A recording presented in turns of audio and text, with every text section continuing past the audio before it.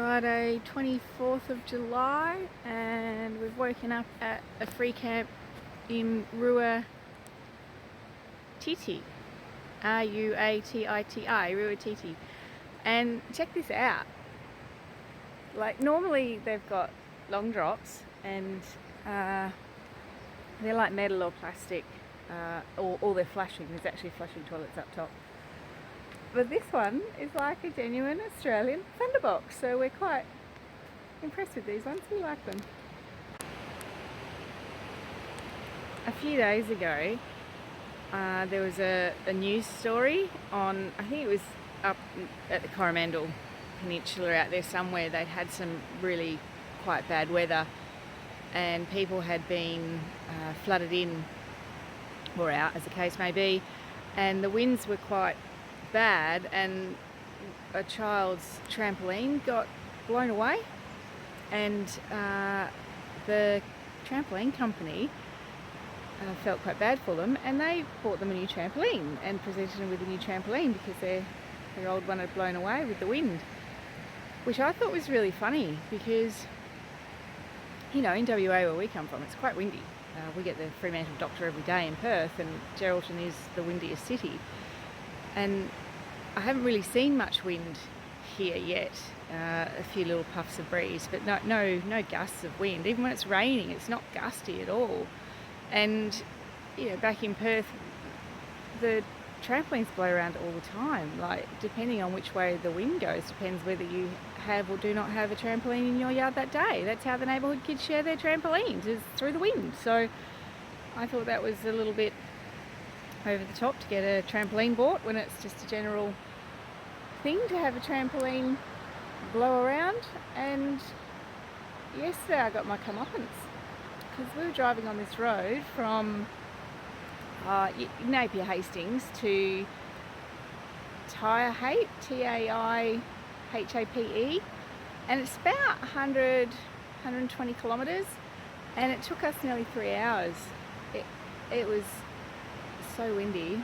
It was the windiest driving I've ever been, but it was like treacherous because it had a sign that said windy.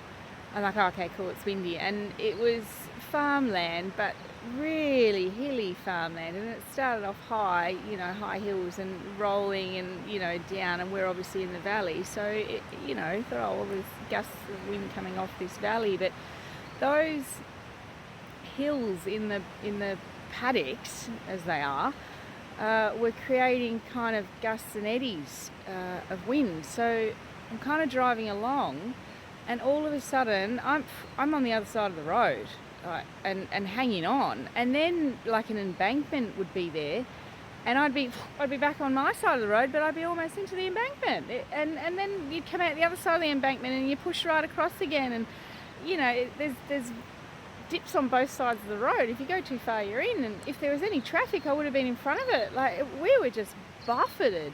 Oh, it was terrible. It was, so we had to slow right down and keep safe, and I think I spent most of it at about 60 k's on that road. It was just, I think, you know, in Australia we're really lucky with our long straight roads, our flat land. Like, it's easy, although this is more fertile. It's a lot harder to work, you know, as far as, you know, farmland goes. But long straight roads, it means you can kind of hang on when it's windy and you know what you're doing. But when you're going up and down and you've got, you know, ridges, no ridges, you've got wind, no wind, it makes it a little bit more horrendous to drive. And there was a big hill in there as well. Well, a few big hills, of course. There are always big hills and curves and things. And second gear, it was just, you try and go a little bit faster into third gear and you, so, you know, you're just better off pottering up in second gear, up and over. And the roads were quite well maintained. I was quite impressed with the condition of the road, but that wind yesterday was horrendous. So it was a very long driving day, very hard driving day yesterday. So I think I might even just stay here today. It did rain. We drove into the rain. We drove from the beautiful sunshine of the Napier coast into the rain, and it's lifting, I think. It's supposed to not be so bad today and a bit patchy, and I think we'll just hang around here and let it dry out a little bit. We're the only people here. This is a great little spot. This is down by the river with the Thunderboxes, and up the top there's another section. You go through that road and they've got flushing toilets and not showers but shower stalls, so if you've got a solar shower you can actually hang that up there and have a private shower, and there's more lawn and whatnot up there. But I'm quite happy to stay here with no one else about.